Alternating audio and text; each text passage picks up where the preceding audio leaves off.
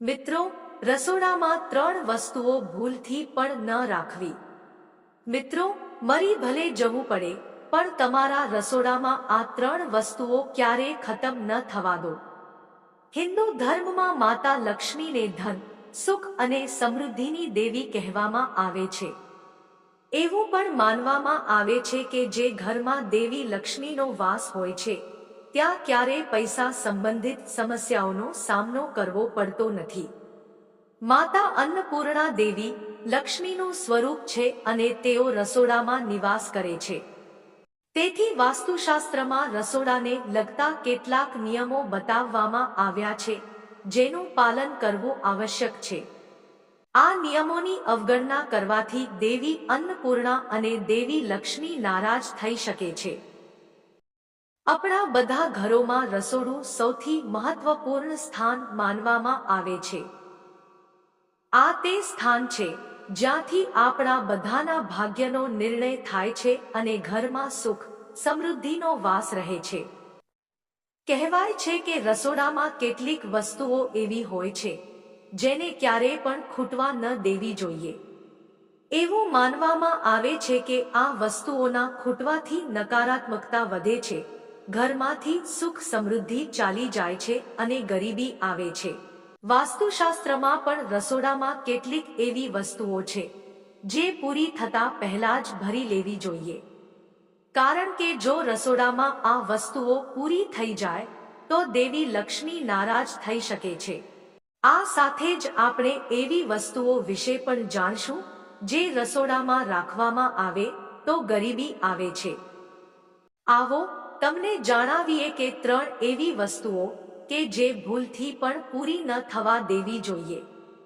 પરંતુ મિત્રો, તે પહેલા જો તમે પણ ઈચ્છો છો કે માતા લક્ષ્મીની કૃપા તમારા પર બની રહે, તો આ ચેનલને સબસ્ક્રાઇબ કરો, વિડીયોને લાઈક કરો અને કોમેન્ટ બોક્સમાં જય માતાજી જરૂરથી લખજો. નંબર 1, લોટ. કેટલાક ઘરોમાં જોવા મળે છે કે રસોડામાં લોટનો ડબ્બો સાફ ખાલી થઈ જાય છે, ત્યારે લોકો તેમાં નવો લોટ ભરે છે.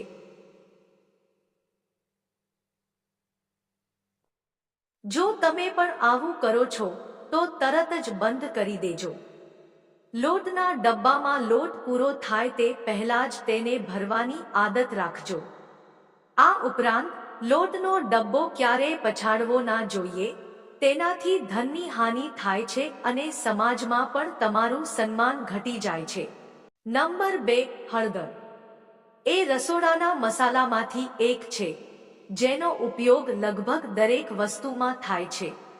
જ્યોતિષશાસ્ત્રના દ્રષ્ટિકોણથી જોવામાં આવે તો હળદરને ગુરુ ગ્રહ સાથે સંબંધિત માનવામાં આવે છે. જો તમારા રસોડામાં હળદર ખતમ થઈ જાય તો તે ગુરુદોષ સમાન છે. ગુરુના દોષને કારણે જ તમારી પાસે પૈસાની કમી થવા લાગે છે અને તમારી કારકિર્દીમાં પાછળ રહેવાનું શરૂ થાય છે. તેથી જ જ્યારે પણ તમને લાગે કે રસોડામાં હળદર ખતમ થવા આવી છે, ત્યારે જ તાજી હળદર લાવો અને જૂની હળદર પૂરી થાય એ પહેલા જ ડબ્બો ભરી દો. ઘરમાં હળદરનો અભાવ ધન અને સમૃદ્ધિનો અભાવ તેમજ શુભ કાર્યોમાં અવરોધનો સંકેત આપે છે. ધ્યાનમાં રાખો કે હળદર ક્યારેય કોઈની પાસેથી ઉધાર ન લેવી અને કોઈને ઉધાર ન આપવી. નંબર 3, ચોખા. કેટલાક લોકોનું માનવું છે કે રસોડામાં ચોખાને તેટલા જ રાખવા જોઈએ જેટલો તેનો ઉપયોગ કરવામાં આવે છે, નહીં તો તેમાં કીડીઓનો ઉપદ્રવ થઈ જાય છે. આ કારણે જ લોકો પહેલા રસોડામાં રાખેલા ચોખાને પૂરા કરે છે અને પછી જ નવા ચોખા ભરે છે. તો મિત્રો, ભૂલથી પણ આવું ન કરો. ચોખાને શુક્ર સાથે સંબંધિત પણ માનવામાં આવે છે અને શુક્રને સમૃદ્ધિ, વૃદ્ધિ અને ભૌતિક સુખનો કારક ગણવામાં આવે છે. ઘરમાં ચોખાની ખોટ શુક્રનો દોષ દર્શાવે છે. જ્યારે શુક્રની અસર થાય છે ત્યારે પતિ-પત્નીના સંબંધોમાં પણ કડવાશ આવવા લાગે છે. માટે ઘરમાં ક્યારેય ચોખા ખતમ ન થવા દો અને નવા ચોખા મેળવો. નંબર 4, મીઠું. મીઠું જો રસોડામાં ન હોય તો ખોરાક રાંધી શકાતો નથી. કેટલાક લોકો પહેલા ડબ્બામાં મીઠું પૂરું કરે છે અને પછી તેમાં નવું મીઠું ઉમેરે છે. જ્યોતિષશાસ્ત્રમાં મીઠાને રાહુનો પદાર્થ માનવામાં આવે છે. રસોડામાં મીઠું ન હોવાને કારણે રાહુની ખરાબ નજર તમારા પર પડે છે અને પછી તમારું કામ બગડવા લાગે છે અને તમારે આર્થિક સંકટનો સામનો કરવો પડે છે. ધ્યાન રાખો કે રસોડામાં મીઠાની પેટી ક્યારેય ખાલી ન રાખવી જોઈએ. એ પણ ધ્યાન રાખો કે ક્યારેય બીજાના ઘરેથી મીઠું ન મંગાવવું જોઈએ. આમ કરવાથી તમારા ઘરનો ભંડાર હંમેશા ખાલી રહેશે. નંબર 5 સરસવનું તેલ.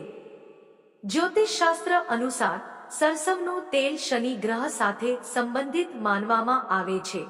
વાસ્તુશાસ્ત્રમાં કહેવામાં આવ્યું છે કે રસોડામાંથી ક્યારે પણ સરસવનું તેલ ખતમ ન થવા દેવું જોઈએ. જો રસોડામાં સરસવનું તેલ ખતમ થઈ જાય તો શનિદેવનો પ્રકોપ વધી શકે છે. જેથી તેલ ખતમ થાય તે પહેલા તેને ફરીથી ભરી દેવું જોઈએ. શનિવારે સરસવના તેલનું દાન કરવું ખૂબ જ ફાયદાકારક માનવામાં આવે છે. આ દિવસે સરસવનું દાન કરવાથી અટકેલા કામ પૂર્ણ થાય છે. તેના માટે શનિવારે સવારે લોખંડના વાસણમાં સરસવનું તેલ લો, તેમાં એક સિક્કો નાખો, પછી તેને કોઈ ગરીબ વ્યક્તિને દાન કરો અથવા પીપળના ઝાડ નીચે રાખો. તેનાથી શનિદેવ ખૂબ જ પ્રસન્ન થશે. નંબર 6 દૂધ. દૂધ ઘરમાં ક્યારેય ખતમ ન થવા દો. કારણ કે જ્યારે પણ તમારા ઘરે કોઈ મહેમાન આવે છે ત્યારે તમે તેને ચા પીવડાવો છો. જો મહેમાન આવે ત્યારે દૂધ સમયસર ન મળે તો અનાદર માનવામાં આવે છે. મહેમાનોનો અનાદર કરવાથી વાસ્તુદોષ થાય છે. મિત્રો, હવે જાણીએ એવી વસ્તુઓ વિશે જે રસોડામાં રાખવામાં આવે તો ગરીબી આવે છે. નંબર 1 તૂટેલા વાસણો. તમારે રસોડામાં સૌથી પહેલા એ વાતનું ધ્યાન રાખવું જોઈએ કે ત્યાં કોઈ તૂટેલા વાસણો, નકામી વસ્તુઓ કે કચરો જમા ન થવો જોઈએ. જો આવું રહે તો ઘણી સમસ્યાઓનો સામનો કરવો પડે છે. નંબર 2 અરીસો.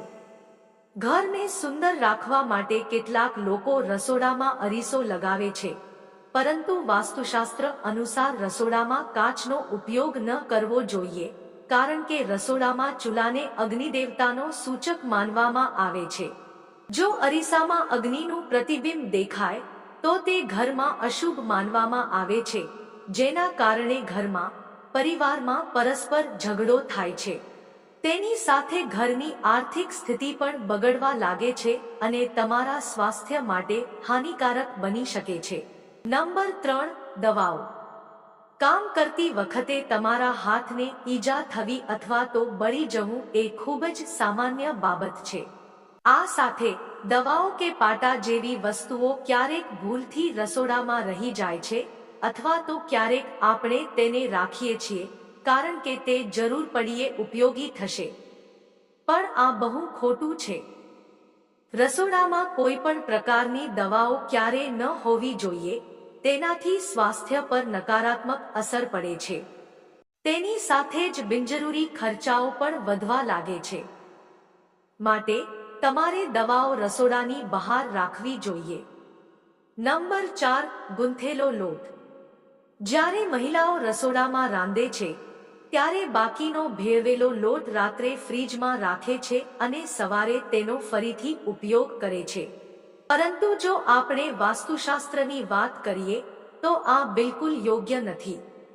સૌપ્રથમ, તેમાં રાતોરાત લાખો પ્રકારના બેક્ટેરિયા વધે છે, જે સ્વાસ્થ્ય માટે હાનિકારક હોઈ શકે છે.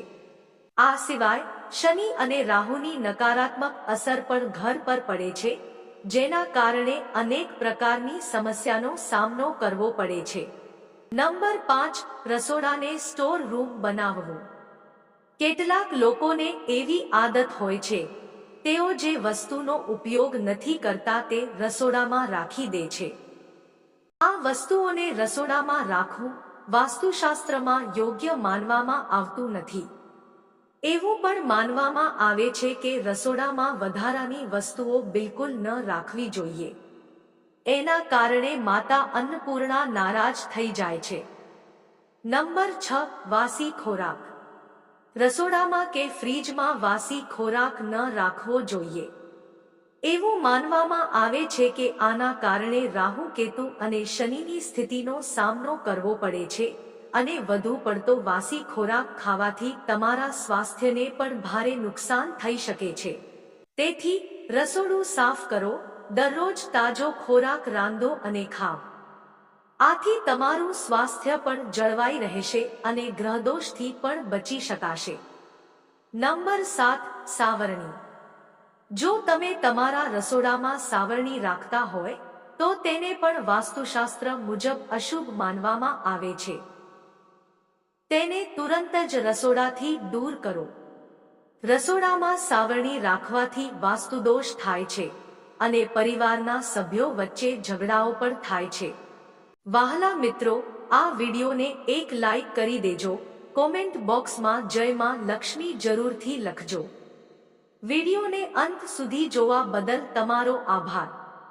જય માતાજી.